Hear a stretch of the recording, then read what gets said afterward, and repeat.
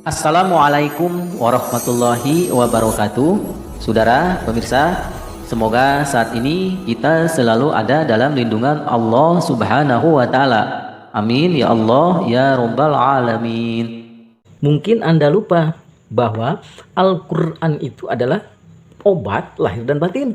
Apakah Anda lupa? Apakah Anda belum tahu? Wa nunazzilu minal Qur'an ma huwa syifa'.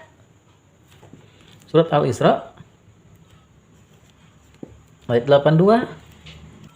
Wa nunazzilu minal Qur'an, dan kami turunkan dari Al-Qur'an ma huwa, suatu yang menjadi penawar, obat. Obat apa? Lahir batin. Wa rahmatul lil mu'minin, dan rahmat bagi orang-orang yang beriman. Iman itu apa? Kita jangan menyebut-nyebut iman, sebut saja percaya.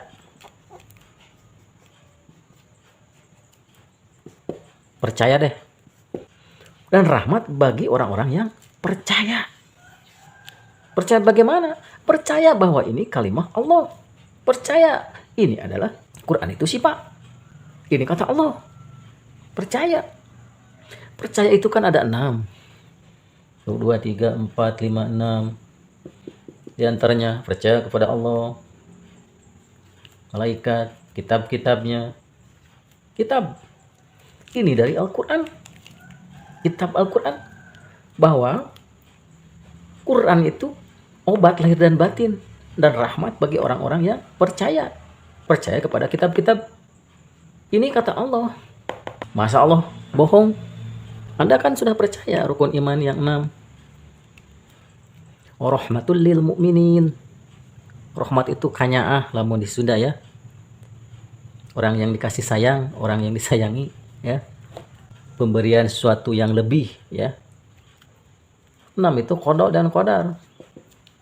Nah, untuk sekarang Saudara, untuk masa-masa pandemi seperti ini, apakah Anda lupa Al-Qur'an obat lahir batin?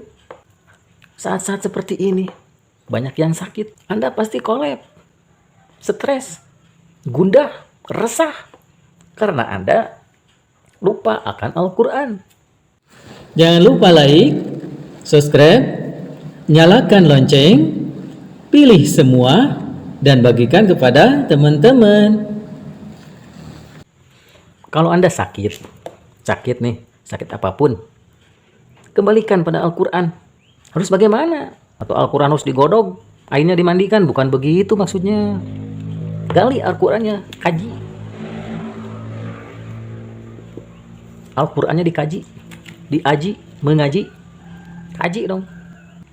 Yang paling mujarab adalah diucapkan dan dipraktekkan. Mana contohnya? Ini pengalaman seseorang.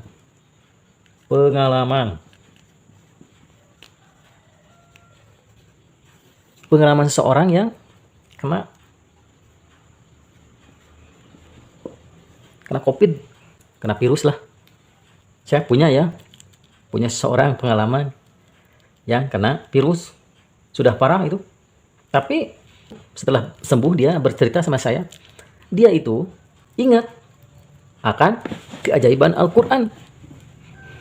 Dan dia ingat ada ayat di Al-Quran yaitu tentang bersedekah. Seperti di surat Al-Munafikun ayat 10, Allah memerintahkan untuk memberikan sebagian kepada orang-orang yang membutuhkan. Dan kalau kita nanti akan mati ya, nanti kalau kita sekarat akan mati, kita akan meminta kepada Allah, ya Allah, tangguhkan kematianku. Kata Allah, kalau ditangguhkan, kamu mau apa? Saya mau beramal soleh, diantaranya saya mau bersedekah. Tidak bisa, kata Allah. Begitu sudah. Kenapa? Ya. Kenapa kalau orang yang mati itu sebenarnya mau bersedekah? Dan orang yang sudah mati pun mau hidup lagi. Mau apa? Mau bersedekah. Ini ada apa dengan sedekah? Dan orang itu mempraktekkan, Saudara. Dia menjual mobil.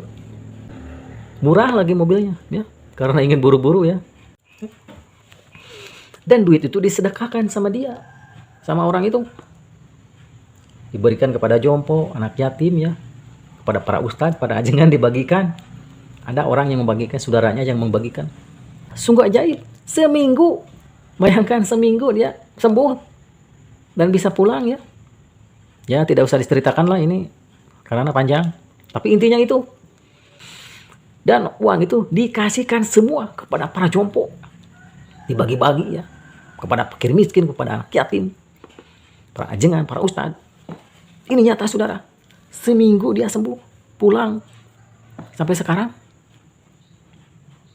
Dan Anda bisa mempraktekannya di saat ini. Kalau Anda, keluarga Anda sakit, anak Anda, ibu Anda, bapak Anda sendiri, coba.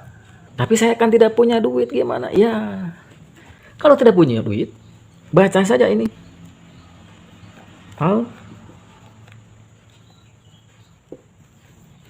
Al-Fatihah. Tentunya dengan Al-Fatihah pun ini obat dari segala obat, saudara. Insya Allah kita akan disembuhkan. Apalagi dibarengi dengan sedekah. Ya, misalkan kita membaca Fatihah 7 kali. Terus kita ngasih duit ke jompo, ke fakir miskin, misalkan 10.000, nggak apa-apa kalau nggak punya. Uang 10.000 juga kalau nggak punya, wah luar biasa saudara. Atau 5.000, ya. Coba praktekkan. Karena lebih gede duit, lebih gede sedekah, lebih bereaksi, lebih kecil reaksinya lama, ya.